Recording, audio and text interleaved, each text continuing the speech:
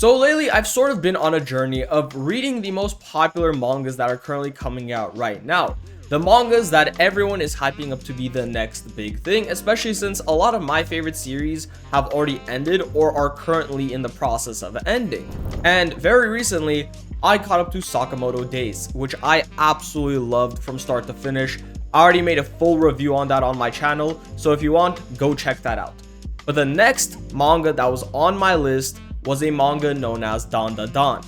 I figured Dandadan should be next on my list because not only is it one of the most popular mangas that are coming out right now, but the Dandadan anime releases in less than a month. So I thought that I should catch up as soon as possible so I can keep up with the anime and I could talk about it even more.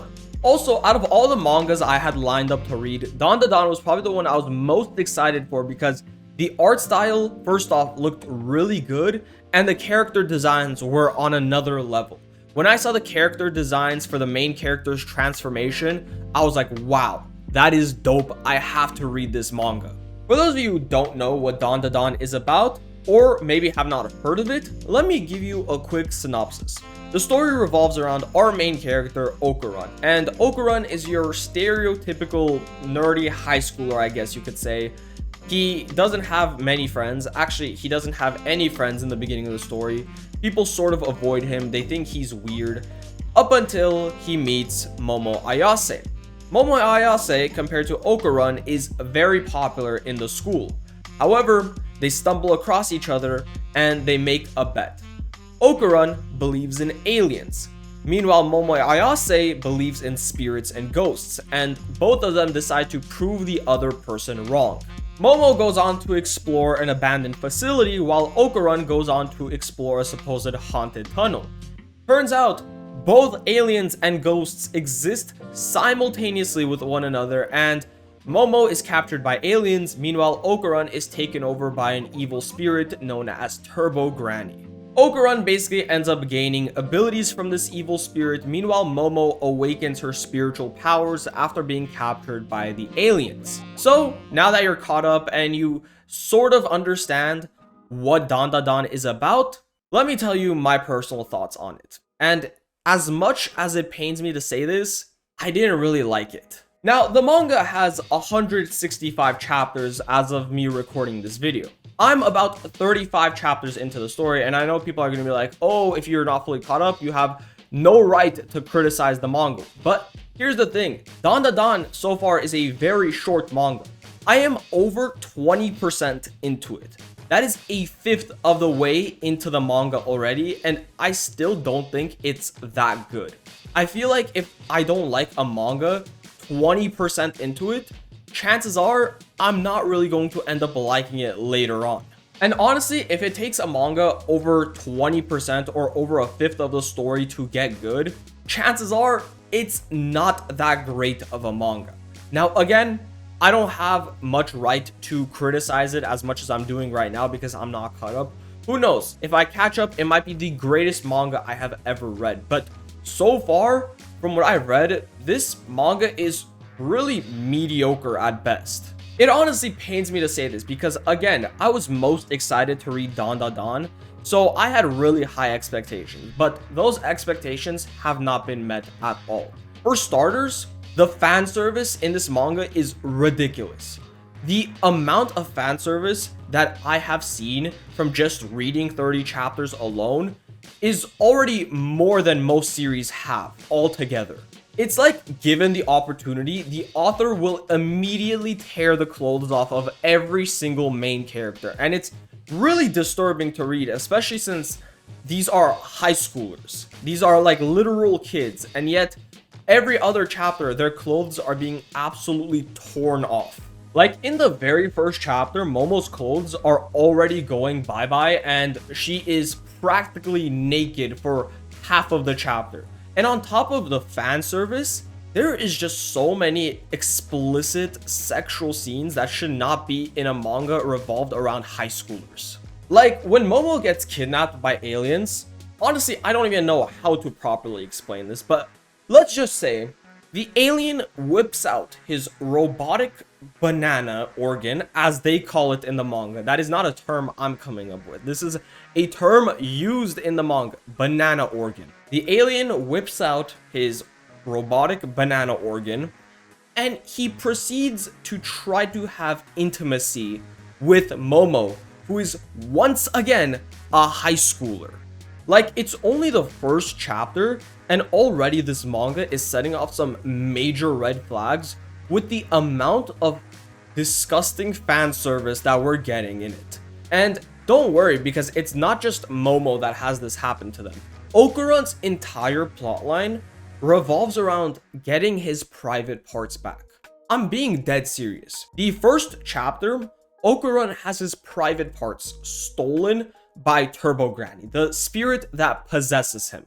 From chapter 1 all the way up to the chapter that I read, Okuran is still trying to get back his private parts, which is, I don't know. I've seen main characters get motivated to be Hokage. I've seen main characters get motivated to be the Pirate King, to protect their friends. I've never seen a main character get motivated by wanting to get his private parts back, but this is the type of series that Dandadan is. It is so weirdly explicit for no reason at all, in my opinion. Speaking of explicit, let's talk about Turbo Granny for a sec. Turbo Granny is the spirit that takes over Okuran and gives him his powers. Basically, your standard shonen inner demon, I guess you can say.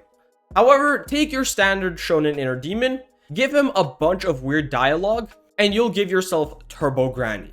Turbo Granny's very first line in the manga is, "I'll let you suckle my teats." Peak dialogue, I gotta say. In that same chapter, Turbo Granny says, and I quote, "Let me gobble your schlong to the aliens."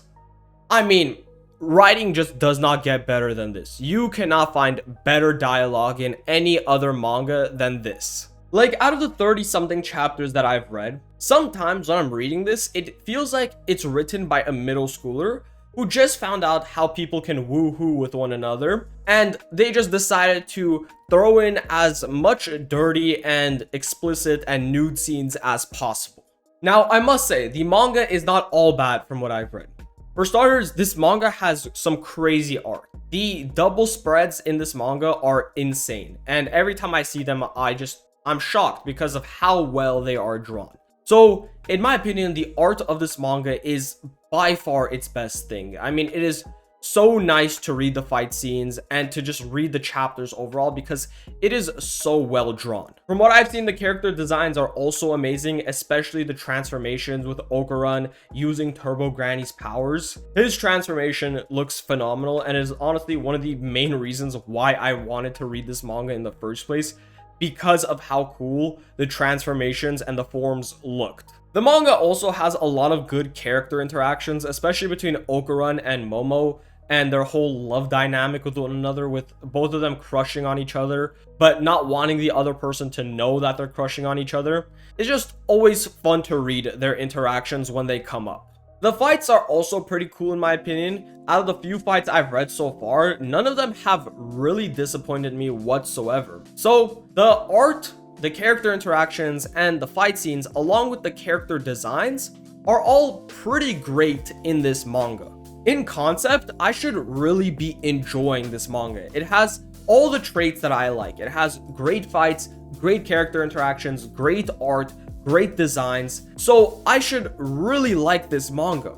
But it's just all the overwhelming amounts of fan service along with dirty dialogue that is just setting me astray from it. Like, it's just weird to me that in the span of 30 chapters, I've had to see high schoolers getting their clothes torn off multiple times. If it was just a one-time thing, fine, I wouldn't have really cared that much, but it's just, I'm seeing it over and over, and by the looks of it, it's going to go on for the entirety of the manga.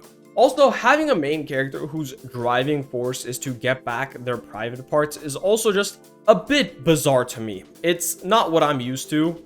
I'm sure it's probably unique and funny to a lot of people, but again, to me, it's just a little bizarre. But hey, who knows? If I decide to keep reading the manga and if I catch up to it, it might just become the next best thing, and it might be one of the most enjoyable mangas I have ever read. Again, I can't say it for sure because I have not caught up to it, but with me being over a fifth of the way into the manga, so far it hasn't really been anything special, and it's been pretty weird for the most part, with a lot of weird and disturbing scenes in my opinion. Maybe the manga gets better, maybe it stays exactly the same as it is now. Y'all let me know whether or not I should keep reading it. Anyways, if you guys enjoyed the video, make sure to like and subscribe, and let me know what other videos you guys want to see next. I hope you all have a great rest of your day, and I'll see you guys on the next one.